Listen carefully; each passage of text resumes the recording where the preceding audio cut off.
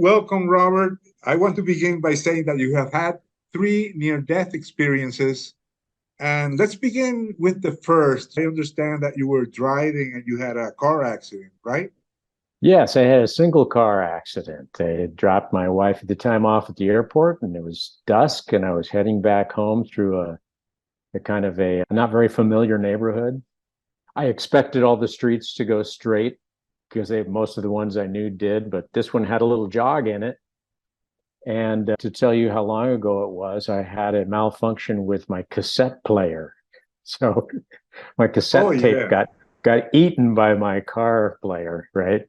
And I was fussing, I was like pulling it out with all the long string of tape. And there was a car that was oddly parked on the street I hadn't been on, and I glanced off of it. I was going about 35 miles an hour or so. And I went right into a utility pole, into a telephone pole, and black out. And the next instant, I found myself at the top of the utility pole or thereabouts. And the light was next to me, the top of the telephone pole, kind of going on because it was dusk. And I looked down and I saw this car underneath me piled into the pole, and steam coming up and fluid running out and an arm hanging out the window. And I could see over the hedges and bushes in people's yards to their porches and the sides of their houses and stuff. And people were starting to come out because they had heard the accident. And I realized that this underneath me was me, that this was the car that I was driving, and that arm hanging out was probably my arm. And I tried to sort of levitate, as it were, downward, to be able to speak to the people that were coming out around it. And they were saying, call an ambulance and that kind of stuff. But I couldn't make any kind of contact at all. Now, I was having this experience that I had in all three of my near-death experiences, and that you will hear every near-death experiencer talk about, which is this sense of transcendent unity and this kind of being enfolded into a larger mind and being encompassed in love, right? Everything was quite beautiful and very comfortable, and I had no sense of having a body. I didn't have like hands and stuff that I was looking at. But I had some kind of eyes because I was seeing it. And I had the sense that there was somebody behind me that was kind of shepherding me, so to speak, right? And I tried to contact the people, tried to talk to the people. That the ambulance came and they put me into the back of the ambulance. And about that time, this entity behind me that I never turned to meet, but I knew that they were behind me, basically told me it was time to go. And I was kind of taken off into, as I recall it, a kind of a warm gray cloud bank. And I don't remember the exact nature of the journey, but I did end up in this kind of pastoral, sort of park-like place. Sort of a green, natural setting. And having this, what for a better way to describe it, an interview with an entity, which I do not recall in detail at all, and just about like important stuff. Again, I don't have a memory of the details of it. And in fact, when I relate my near-death experiences, I do not change them from the time they happen. If I told you this story the day after it happened, this would be the same story I told. I've had lots of things come to mind about it since then, but we know that it's not particularly reliable, human memory. In fact, it tends to fill in what it wants to fill in. So I don't remember the details of a lot of the three near-death experiences in a lot of respects. I've had, like I said, stuff come back to me that I have bits and pieces where I think I remember what our conversation was about. But I can only tell you for certain that we talked about important things, and that time did not really exist in the same way it does. It was a non-linear experience.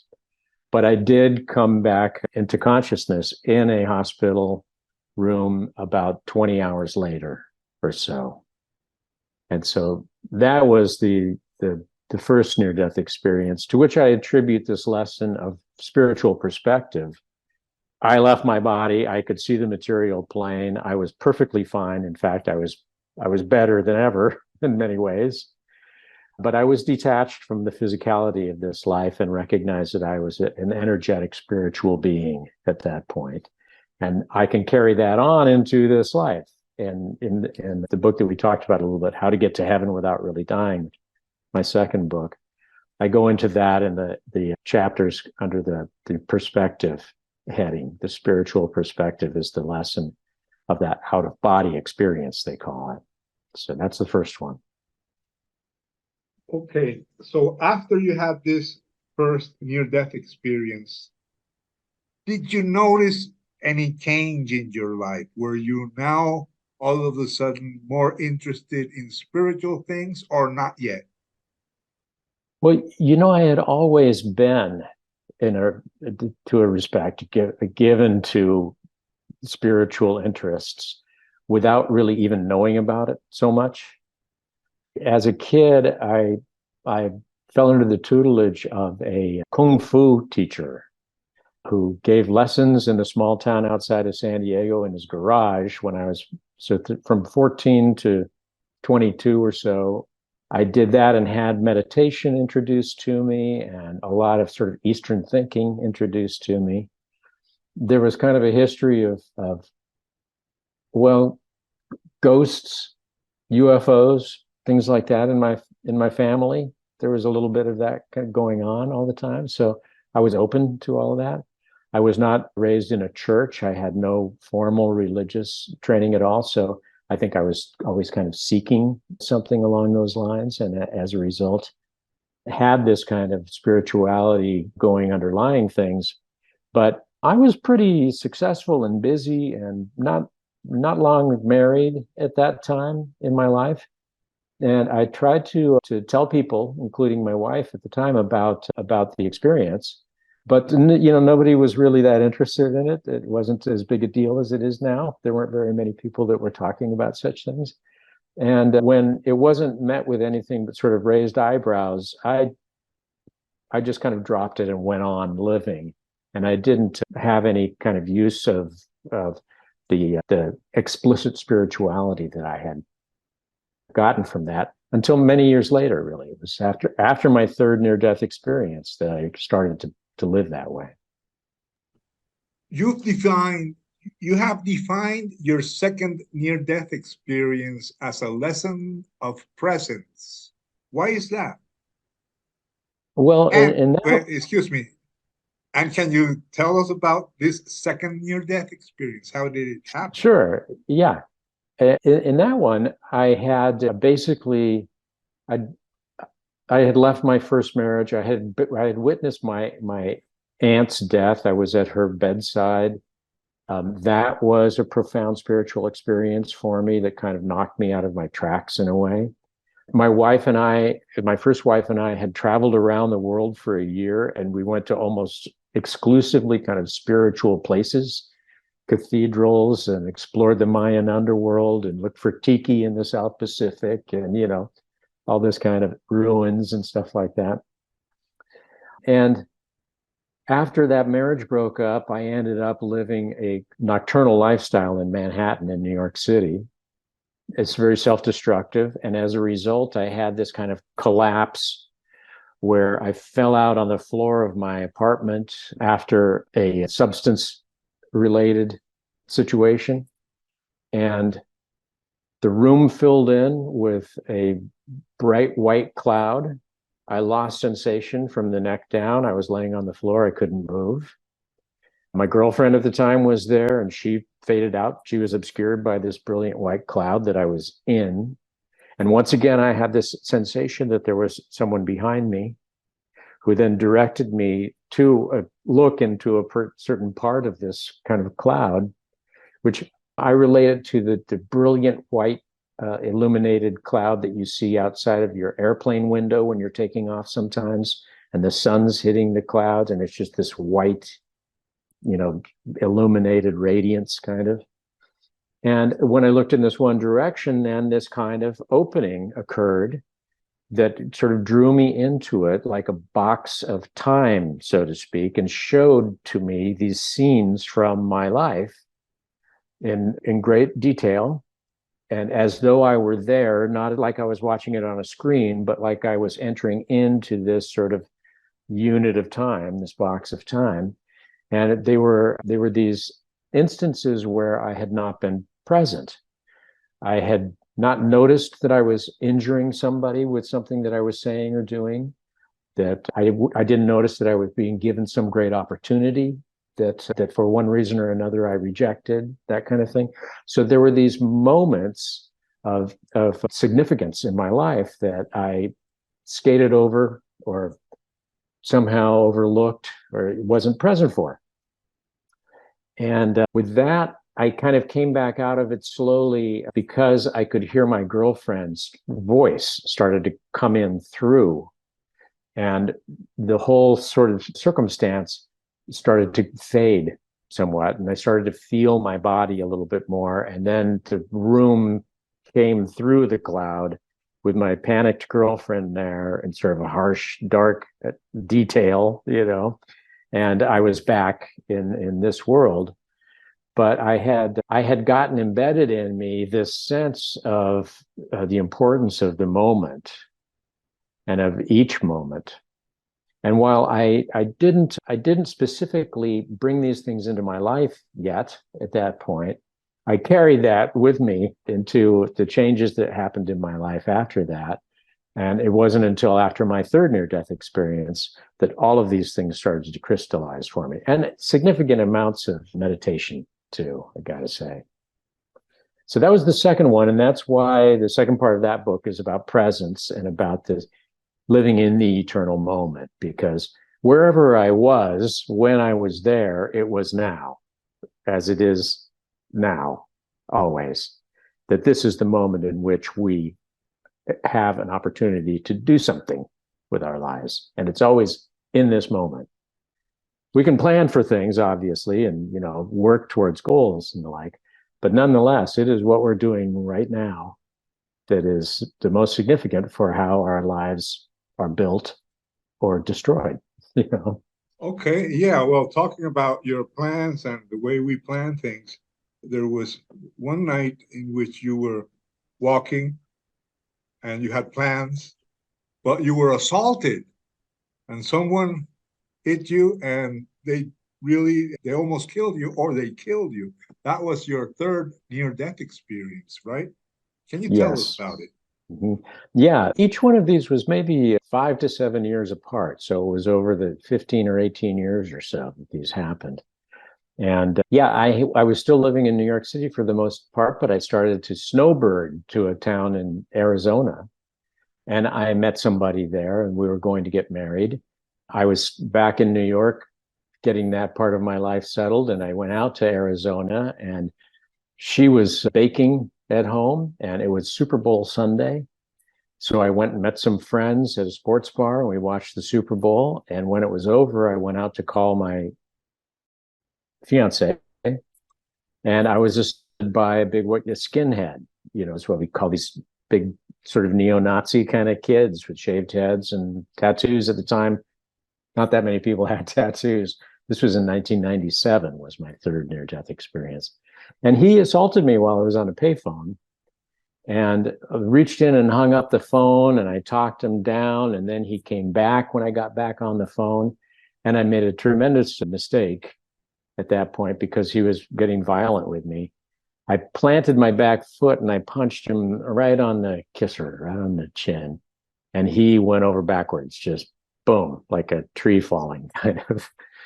And people around me applauded because they had been witnessing, they were like, yeah, all right, man. And I think I didn't feel great about it, obviously, and I decided that I better just leave. And I did so, and I didn't realize that there had been a van full of these guys that had watched the whole thing. They were picking their friend up who I punched. And they followed me. I got on my bicycle and I was riding back. That was how I was traveling that night. And they drove up beside me. And hit me in the back of the head with a crowbar or a tire iron, something like that, just bang, and knocked me off of my bicycle headfirst into a curb. And obviously I lost consciousness at that point. In this experience, there was nothing sort of typically heavenly. There was no radiance. In fact, where I found myself was more womb-like. It was kind of subterranean almost. I still had that sense of that sort of transcendent unity and being surrounded by love and everything being okay. But I still had a sense, I had more of a sense of my body. And I had this real sensation that something terrible was going on outside there. Well, I came to discover later that this group of skinheads were stomping me and kicking me while I was unconscious. But I was in this place that was perfectly safe, and I was surrounded by entities. There were not discernible personalities or characteristics, but I just felt that there were these presences, and they were basically telling me that I had to go back, that I couldn't stay there, that this is not a place you stay, kind of thing, you know? And they started to kind of gather me up, and I was protesting. I wanted to stay. I didn't want to go back to that because I felt like in the next room there was violence going on or something, and I was going to have to go back there.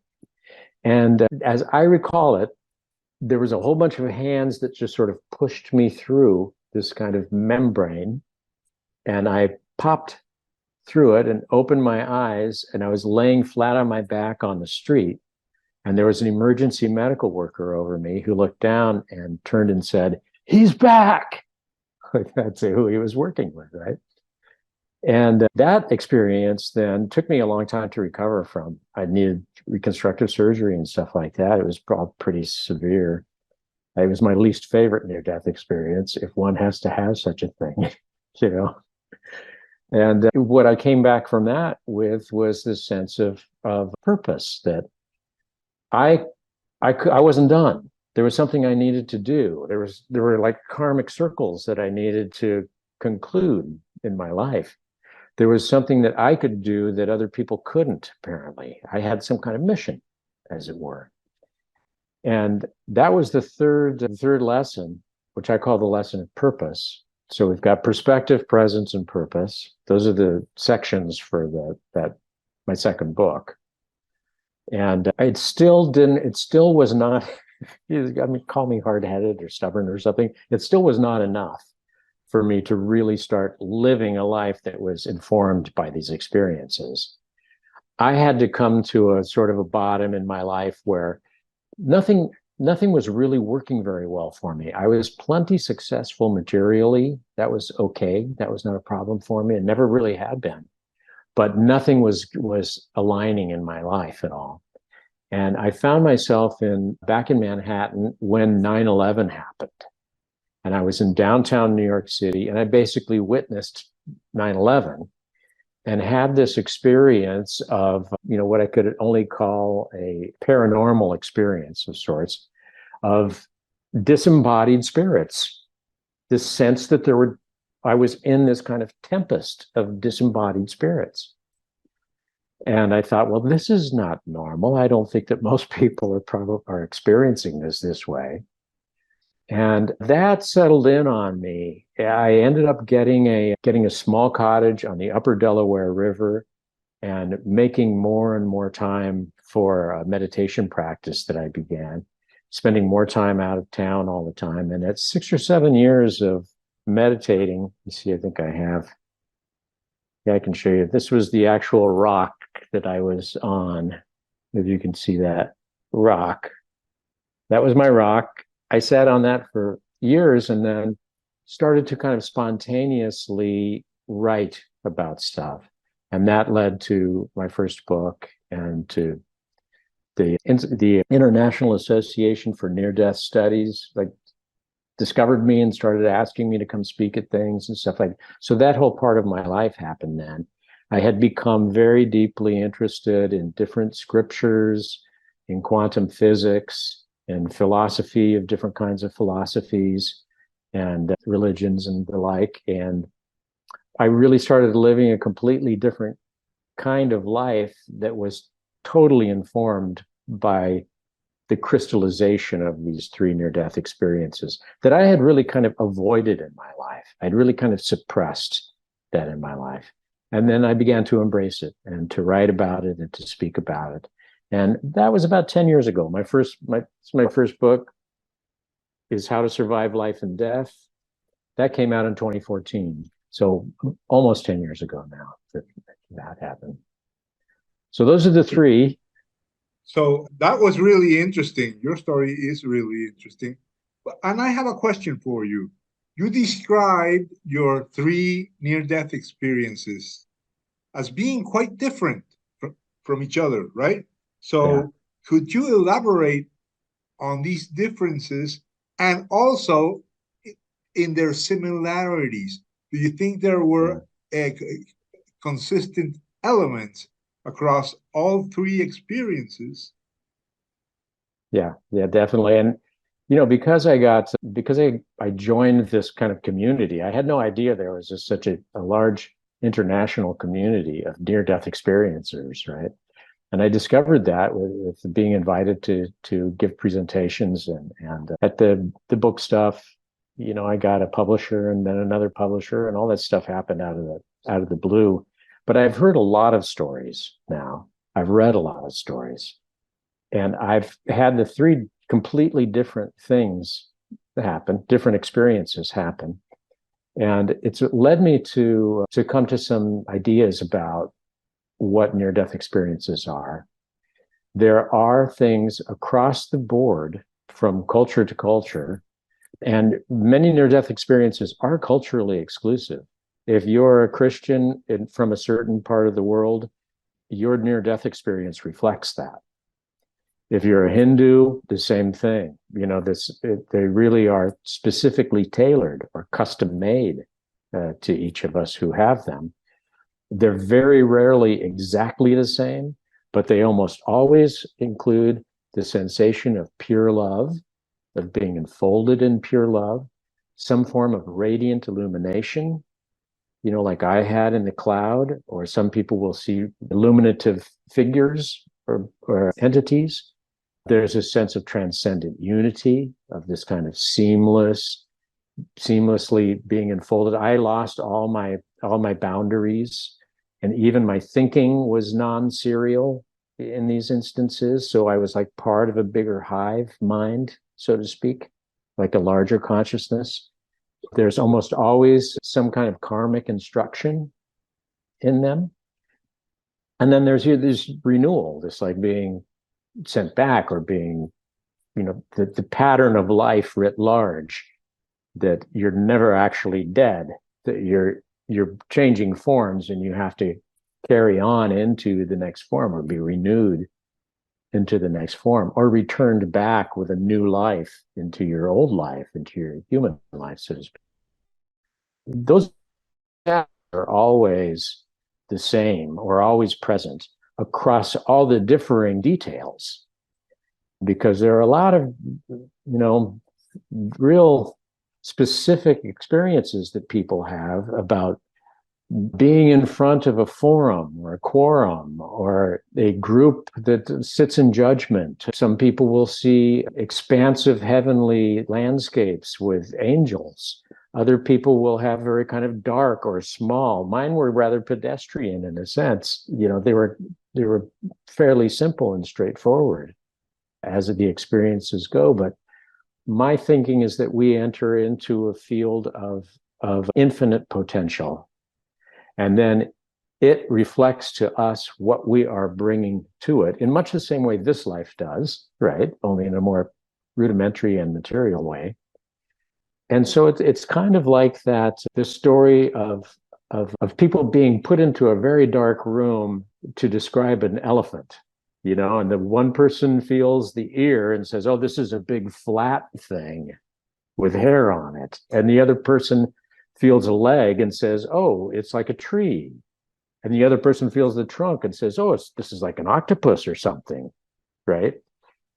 In each one, you have this potential there, the elephant in the room, so to speak, which is that anything can be. Anything can be. And each of us are bringing what limited vision that we have, the kind of pattern recognition that we carry into it. If I need to see Jesus, I will see Jesus. It may be at a level that I don't even have consciously, right? That this happens, this kind of stuff. It's a matter of what this karmic package of data we carry with us into our next existence causes to precipitate out of so illusion doesn't die, right? The next life is a life of illusion also. It is being created by what we bring to it. And, the most recent Nobel Prize in physics was essentially about that, again, about this kind of the observer, the quantum observer, right? Being responsible for creating a reality out of the field of potential. So there's something I wanted to ask you in your book, How to Get to Heaven Without Really Dying. You mentioned that the idea of heaven is an experience more than a physical destination.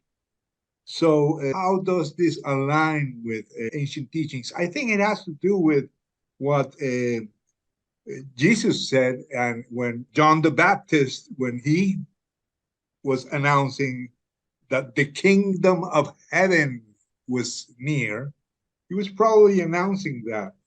Could be.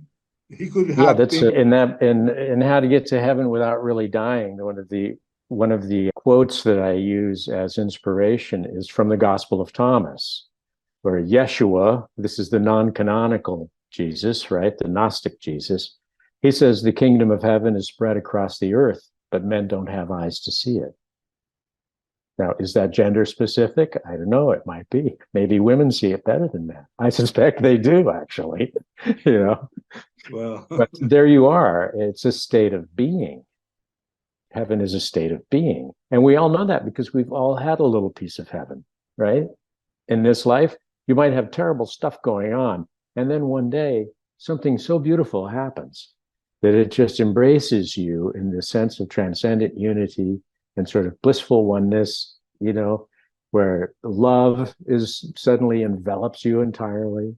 And you have this little piece of heaven suddenly in your life, and then maybe it goes away, and it's gone.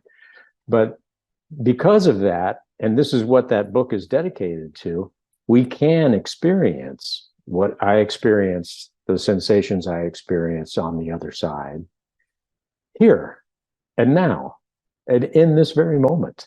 You can feel it. Here, I'll send you some right now. Okay, I'm sending you a little bit. There you go. You see, you can feel it now. See, there it is. It kind of comes up from the middle and goes up through your ears a little bit and out of the top of your hair, that kind of thing. And we can have that. We can see it. We can witness it. In Islam, they say, every direction, just paraphrasing Quran, in every direction you look, you see the face of God. Great. It's in everything. How are you helping people? Apart from your books, are you offering some kind of a service? Yeah, I mentor people and I respond to people's questions and stuff like that. That's no problem for me. If you want to get in touch with me, you can do so through my website or my blog site and blog posting. Also, it has to do with that third near-death experience I had about the purpose of one's life.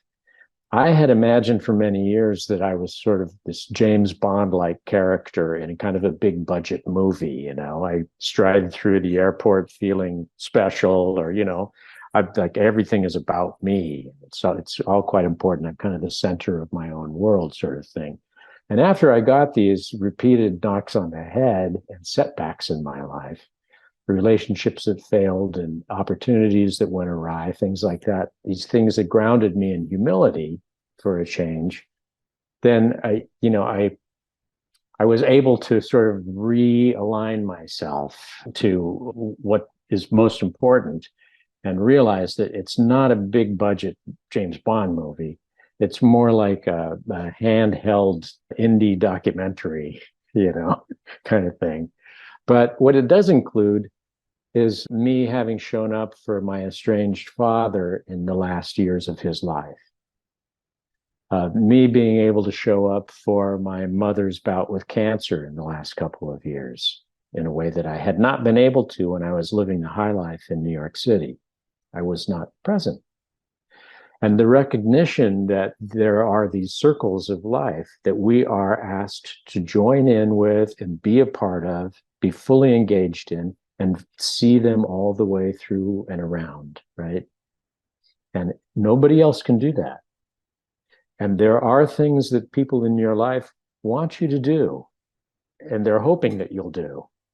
And you can do those things for them, right? And so you take the emphasis off of yourself and what you need, and you start to put the emphasis more on what other people in your life need and how you can be of service to them, right? So I call it in the first part of that book, the steps to heaven, which are these basic principles: kindness, honesty, humility, forgiveness, compassion, and service. If you can carry those things out in front of you in your life, you can start to realize a bubble of heavenly existence around you that then is communicated to other people. And you find these allies in your life. You didn't realize how many kind people there were until you become kind yourself, that kind of thing. And the same is true for compassion and the necessity for forgiveness in your life. And all stemming from this kind of humility, where I recognize that I am part of a much greater thing that I cannot imagine the extent of. I'm a small piece of it. And that makes you teachable, right? That having true humility in your life and being honest with people and all that kind of stuff that changes everything for you, that changes your experience of life. So I think, yeah, what you mentioned is basically found in all religions. So do you think that there is like one single basic truth behind all the spiritual masters and behind all religions? I mean, I think I try to encapsulate that in the sense of perspective, in the sense that we are alive before this life and we're alive after this life. And we can have that kind of perspective, that's kind of spiritual perspective. We're detaching from the material demands of our life, right? And then living in the present moment, which is the eternal moment. We're here to recognize the eternal in one another and in all things, if possible. And then this kind of sense of purpose that has just principle driven, where kindness and honesty and humility and forgiveness and compassion and service, those things. Those are the building blocks of any religion, I think, pretty much. And so it's a spirituality more than it's a religion. Which actually we know religions can be sort of hijacked to be used for political purposes and the like. And so, there are those drawbacks with those kinds of institutions that have very little to do with what one's personal transformation is, one's personal experience, If I had a closing lesson to give people, it would be to work to remove the obstacles to love in your life. So that wherever you are encountering difficulties in communication or relationships or something, what is it that's getting in the way? It's probably me that's doing it. So how can I take that apart? How can I remove that obstacle to love and be part of that and engage in that fully, right? That's one of the most important lessons that I have to give people. That can change things for anyone, I think.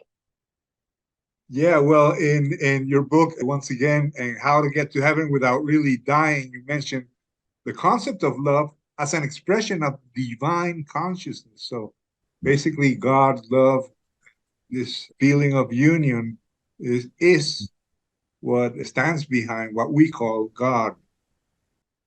Yeah, exactly. Yeah, whatever you want to call it. Well, That's what thanks it again, is. and have a great time. Thank you very much, AJ. It's lovely talking to you.